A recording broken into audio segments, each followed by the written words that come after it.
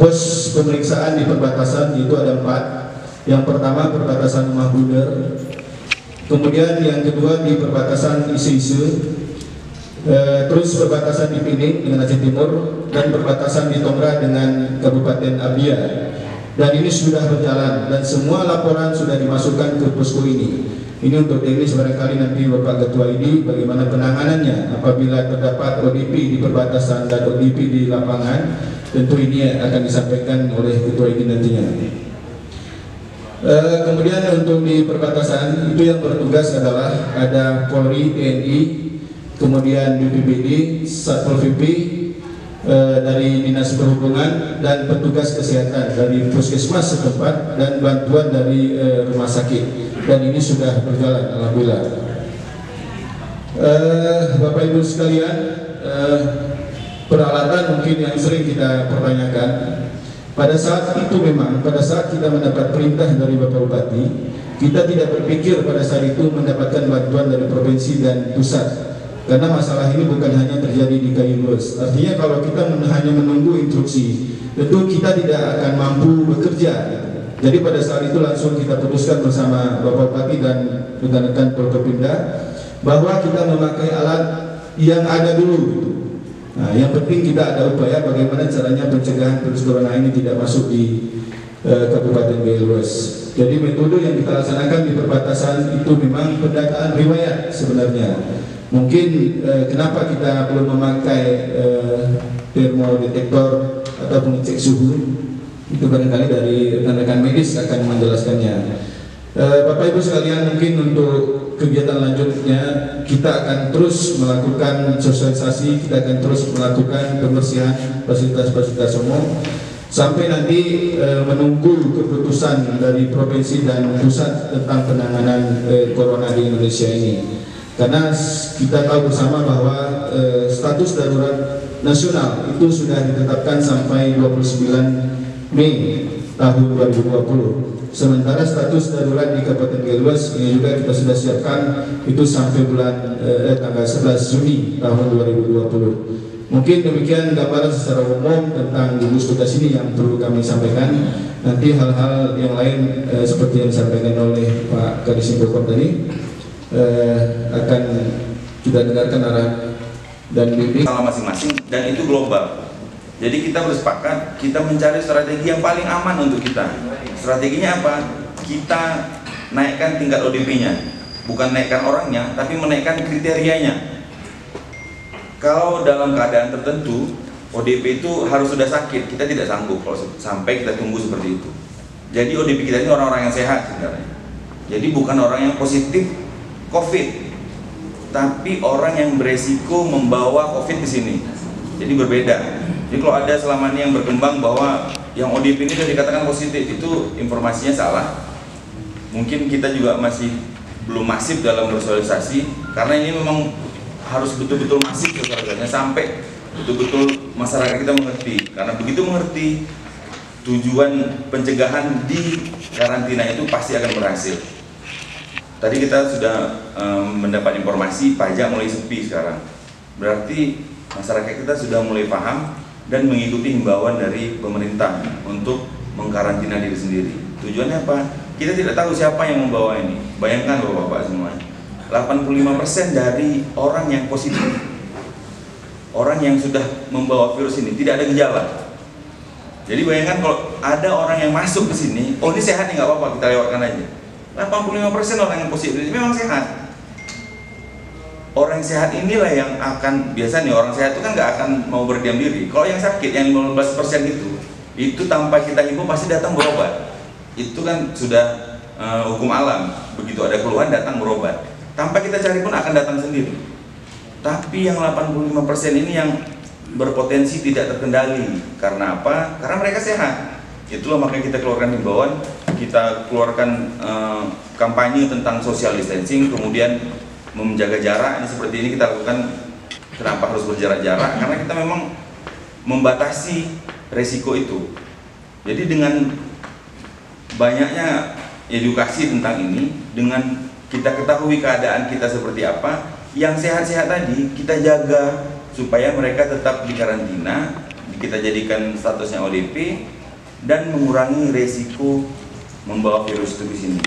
Jadi sekali lagi ODP kita ini bukan positif COVID, tapi orang-orang sehat semuanya. Karena dia baru pulang dari kota yang terinfeksi, makanya kita menyarankan isolasi. Ya, mudah-mudahan yang kita sarankan ini, yang sementara 580 itu, alhamdulillah sampai sekarang, kalau menurut pantauan teman-teman surveillance, bekerja sama kita. Dan kita bersyukur, karena semua bantuan semua pihak. Ini semua elemen ikut mengkampanyekan karantina ini. Jadi, kalau medis ini tidak akan sanggup saat ini. Jadi ini betul-betul kerjasama semua pihak, semua elemen. Jadi untuk sosialisasi atau edukasi tentang COVID mungkin nanti akan kita sesi selanjutnya saja Pak Kadis, karena lebih panjang nanti mungkin Pak Bupati atau yang lain ada keperluan. Kita khusus untuk sama teman-teman wartawan nanti dari media, saya akan presentasikan tentang COVID di Gayo Luas. Jadi kurang lebih saya rasa dari saya sekian saja. Assalamualaikum warahmatullahi wabarakatuh.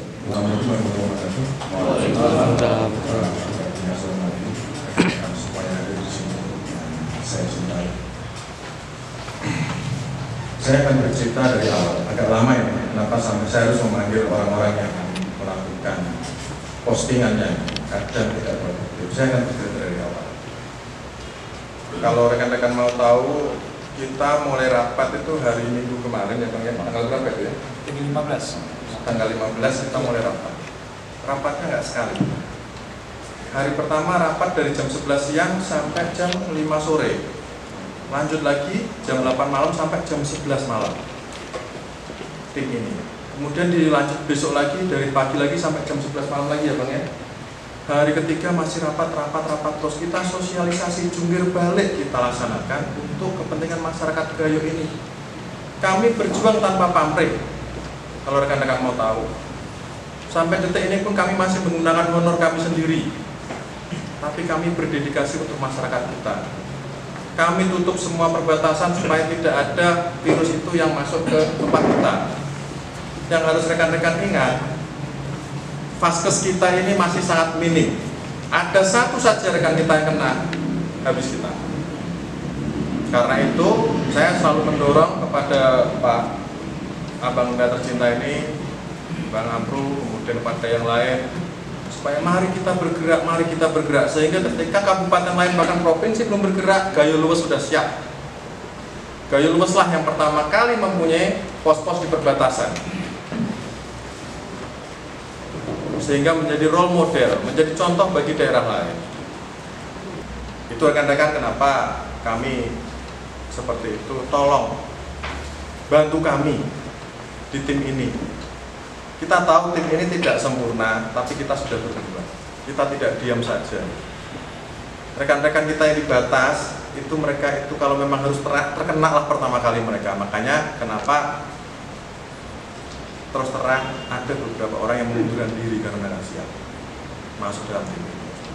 Karena mereka tahu resikonya. Sampai detik ini obatnya belum ada. Dan kalau kita lihat angka kematian ini cukup tinggi di Indonesia, tapi kita harus selalu menjaga masyarakat tidak panik, tidak terjadi kepanikan di masyarakat, tidak terjadi rush buying, tidak terjadi panik buying. Dan mungkin ke depan akan keluar surat ya Bang ya, untuk kita tidak mengumpulkan lagi massa. Kenapa kita overactive? Ya Dok ya, kita sedikit menjelaskan kenapa orang-orang baru pulang dari Jakarta, dari daerah ini kita karantina. Mungkin sudah dapat penjelasan dari Pak Dokter tadi. Anak buah saya sendiri sekarang ada yang cuti, dan saya bilang tidak boleh kamu pulang. Kalau kamu pulang, kamu harus karantina, wajib hukumnya. Ada kasat saya 2 orang baru pulang dari Banda Aceh, sekarang sedang mengkarantina diri selama 14 hari di rumahnya. Kenapa harus di rumah? Karena tempat karantina kita nggak cukup kalau memang harus mengkarantina seperti itu. Makanya rekan-rekanlah yang punya jaringan komunikasi, yang punya media, tolong bantu kami dengan mengedukasi masyarakat. Ada beberapa kawan-kawan wartawan kemarin yang sudah saya ingatkan juga, silakan kamu kalau membuat postingan untuk mengkritik pemerintah, mengkritik kinerja polisi, mengini, silakan. Tapi kalau Anda membuat berita bohong tentang virus COVID ini, Anda berhadapan dengan saya. Saya tidak main-main, kita sama-sama, kita berjuang sama-sama supaya Gayo Luwes ini kasusnya 0. Tidak ada yang terkena sampai dinyatakan bencana nasional ini selesai. Mari sama-sama. Tidak banyak yang bisa kita berikan, kita hanya bisa melakukan ini sudah semaksimal mungkin kita laksanakan. Kalau rekan-rekan mau tahu, dari minggu kemarin kita sudah melaksanakan itu, ya, mulai dari pembersihan ke masjid-masjid, menyemprotkan disinfektan, sudah kita laksanakan. Dalam diam kita sudah laksanakan, tanpa perlu publikasi kami sudah laksanakan. Cuma sekarang harus kita publikasikan karena biar masyarakat melek, biar masyarakat tahu. Tolong ini sosialisasikan juga agar masyarakat yang memang tidak benar-benar urgent, tidak mempunyai kepentingan yang benar-benar sangat penting, tidak usahlah pergi-pergi ke daerah-daerah yang lain. Atau kalau ini tidak usah pergi dari rumah. Ya, rekan-rekan, tolong, saya benar-benar tak tolong. Diingatkan lagi kalau ada yang posting yang nggak produktif dengan apa yang kami kampanyekan, tolong diingatkan, hapuslah postinganmu, hapuslah, kasihan gugus tugas kita, ya. Dan jangan sekali-sekali berpikir, wah ini kesempatan Pemda ngabisin anggaran, ya bang. Tidak, ini benar-benar ini hanya kemanusiaan, benar-benar demi kemanusiaan. Yang berjuang di garis depan itu pun tidak kita tunjuk, tapi kita tanya, kamu mau nggak menjadi pahlawan kemanusiaan? Kamu ngepost di sana. Terima kasih. Itu aja Pak Bupati, rekan-rekan wartawan. Kalau dulu sampai itu kita di kawan-kawan rekan-rekan sekalian, kita sudah mempunyai protap berupa himbauan agar hindari keramaian, tidak keluar rumah kalau tidak perlu, silakan ke ladang, silakan ke kebun, isolasi diri kalau memang ada sesuatu pada diri kita, baik itu berjalan dari kota-kota yang sudah terinfeksi, apakah itu Sumatera atau juga Pulau Jawa atau Medan atau Pulau, itu sudah kita adakan protapnya. Jadi ada juga yang bertanya, kenapa di Gayo Luwes banyak sekali yang ditetapkan sebagai orang yang dipantau. Ada yang membuat resah karena mereka mungkin tidak paham orang yang dipantau ini. Kenapa banyak? Karena kita sudah bekerja sejak awal. Siapa yang dipantau? Orang yang datang dari kota-kota yang terindikasi telah menjadi daerah merah karena ada wabah yang berkembang, terutama dari Pulau Jawa dan Medan. Jadi bukan berarti mereka ini sudah terinfeksi, nah. Jangankan terinfeksi, untuk dijadikan pasien atau PDP, pasien dalam pemantauan pun tidak. Jadi ODP itu kalau kita tetapkan tidak berlebihan. Dan ODP ini mungkin nanti orang-orang yang akan kita lakukan rapid test yang alatnya sedang dalam pengupayaan untuk didatangkan ke Kabupaten Gayo.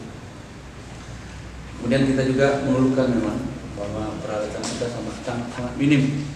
Minim itu bukan berarti kita tidak mau beli, tidak ada jual. Hari ini uang standby, barangnya nggak ada. Itu standby sejak tanggal 18, belum. Begitu ditetapkan ini menjadi darurat, kita sudah 16. Saya instruksikan beli alatnya, di mana ada. Uang tidak masalah, barangnya nggak ada. Tanya apa yang kita ada.